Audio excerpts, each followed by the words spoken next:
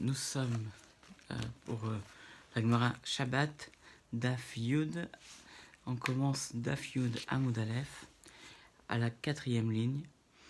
Donc, alors on en est donc à la question de Rav Shechet, à Matkifla Rav Shechet. Rav Shechet objecte. Il dit est-ce que c'est vraiment compliqué pour un homme d'attacher sa ceinture? Alors en fait, il faut reprendre le contexte. On a dit que à partir du moment à Babel, à partir du moment où une personne commençait à manger, il détachait sa ceinture. Et à partir de ce moment-là, lorsque il commençait le repas, notamment à l'approche de Mincha, on n'allait pas aller jusqu'à l'embêter et le fatiguer à remettre la ceinture et à faire Mincha. On le laissait continuer son repas si c'était un petit repas, notamment si c'était pas un repas de mariage ou autre chose, et on lui laissait terminer son repas et ensuite on pouvait le faire continuer ensuite il pouvait faire Mincha, et dans le cas où il avait le temps de continuer de faire Mincha, évidemment. Mais on ne l'obligeait pas à remettre la ceinture. Alors il dit, est-ce que c'était compliqué d'attacher une ceinture? Et de plus, on objecte, la deuxième question de Rav Shechet, c'est il a qu'à rester ainsi et prier, sans ceinture. Réponse d'Agmara, non, parce qu'il est écrit, prépare-toi à la rencontre d'Hachem, de l'Éternel, ton Dieu, l'Éternel d'Israël. Et donc, se préparer, ça veut dire mettre la ceinture.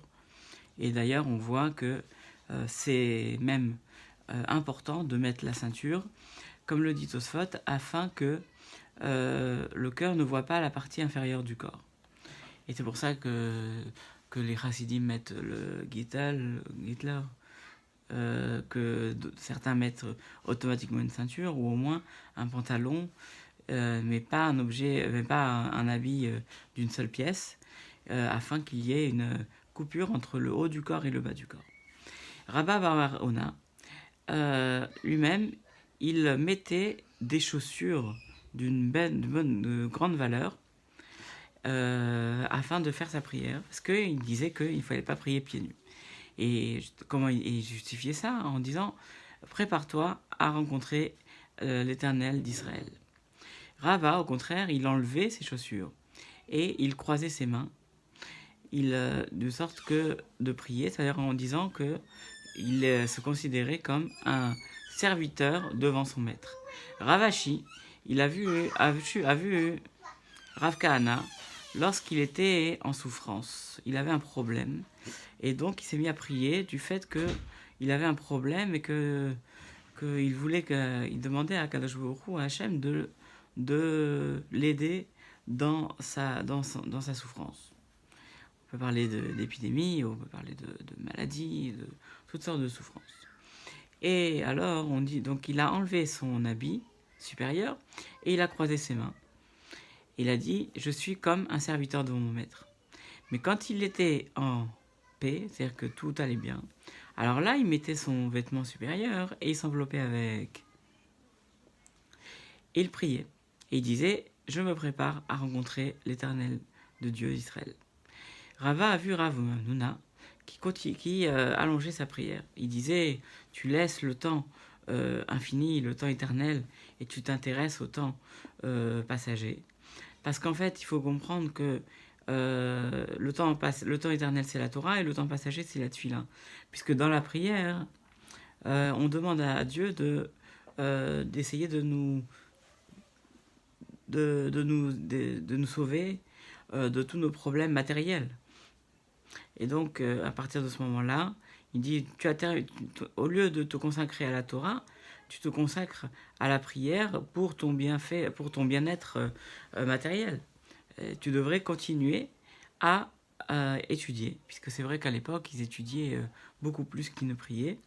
Et en fait, il répond non, que lui-même il a répondu qu'il a un temps pour prier et un temps pour étudier. Et chaque temps est à part. Rav Yirmiyah, il s'était se retrouvé dans le cours le cours de Rabbi Zera, et ils étaient en train de débattre, mais l'heure tardait pour prier. Alors, tout d'un coup, Rav Yirmiyah a bondi pour se préparer à prier.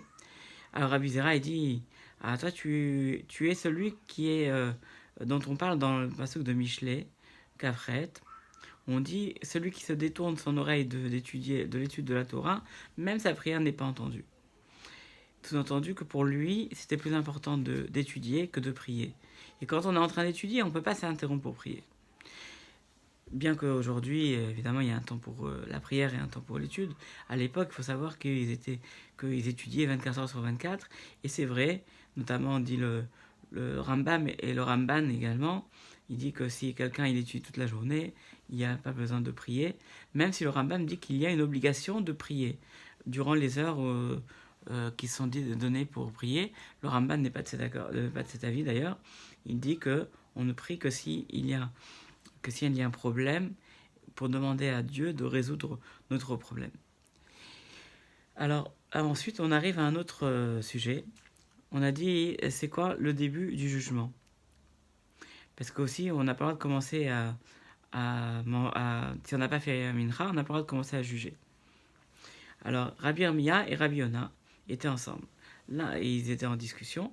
L'un dit, à partir du moment où on s'est enveloppé de son talit, des juges, parce que les juges mettaient le talit au moment de prier.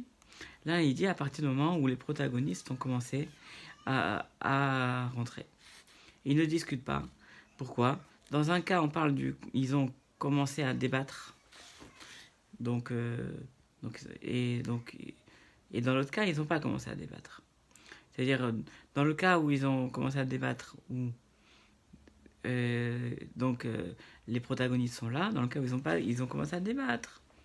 Les protagonistes sont peut-être venus après. Donc en tout cas, ils ne sont pas en discussion.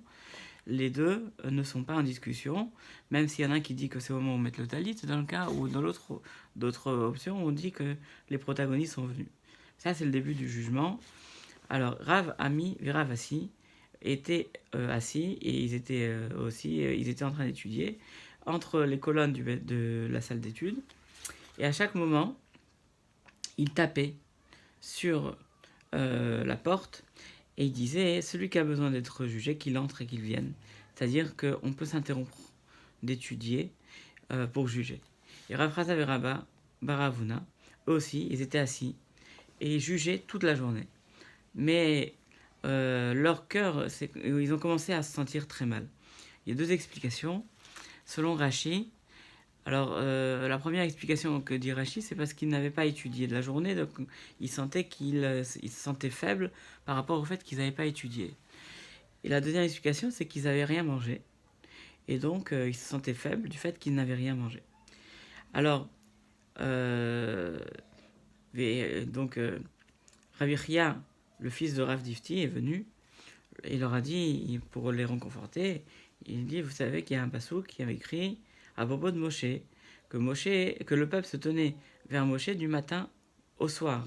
Est-ce que tu penses que Moshe il était assis toute la journée pour juger? Et alors, dans ce cas-là, quand est-ce qu'il étudiait? C'est pour te dire que toute personne qui juge, et qui juge un jugement vrai, c'est-à-dire un vrai jugement sincère, alors même un petit moment, que ce sera un moment dans la journée, c'est comme si on considère qu'il est l'associé de Hachem dans la création du monde. Et ça, on le voit du verset qui nous dit que que le peuple était vers Moshe du matin au soir. Et à propos de la création du monde, il est écrit « Ce fut soir, ce fut matin, jour 1 ». Donc on voit la notion de matin et de soir dans les deux cas. Mais en fait, la raison profonde, c'est qu'à partir du moment où quelqu'un juge, il permet de remettre de l'ordre dans la création du monde, alors que, au contraire, les disputes et les discussions sans fin risquent de détruire le monde qu'Hachem a créé. Alors il dit, jusqu'à quand on peut s'asseoir et juger? Rav Shechet, il dit jusqu'au moment du repas. C'est-à-dire qu'à partir du moment du repas, il faut commencer à aller à manger. C'est quoi, c'est le moment, on va voir. Mais Rav Chama, il dit, quel est le passouk? On dit, Malheur à toi, la terre dont les rois sont des genoux, et tes princes mangent dès le matin, et que tu sois heureuse, la terre dont les rois sont parmi des rois de liberté, et que tes princes soient au moment de manger, ils mangent dans la force et non pas dans le mot qui s'appelle chéti. C'est quoi chéti? On dit en fait, c'est quoi la force de manger? C'est la gvura, la force, c'est la force de la Torah. Non, qui ne sont pas dans le chéti. C'est quoi chéti? C'est dans. En fait, c'est la boisson, puisque shtia, c'est la boisson, qui ne boivent pas, qui ne s'enivrent pas par le vin. Donc, c'est une bénédiction. Dans Kohelet, on dit on sort que béni soit la terre dont les rois sont libres au moment où ils mangent. Donc, c'est important de s'interrompre pour manger. C'est de là la preuve.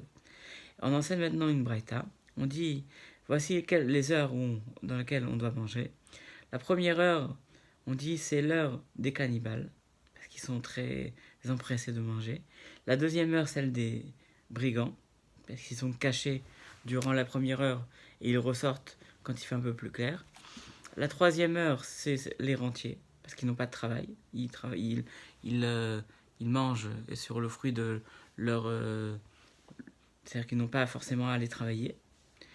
Et la quatrième heure, c'est l'heure des travailleurs. La cinquième heure, c'est l'heure de tout homme. Ah, est-ce vraiment ça? Pourtant, Rav Papa a dit, la quatrième heure, c'est le temps du repas pour tout le monde. Non, en fait, on va dire, la quatrième heure, c'est l'heure du repas pour tout le monde. La cinquième heure, c'est le repas pour les employés. Et la sixième heure, c'est l'heure du repas pour les érudits. Et ensuite, c'est quelqu'un qui mange après la sixième heure, après Chatzot, après la moitié de la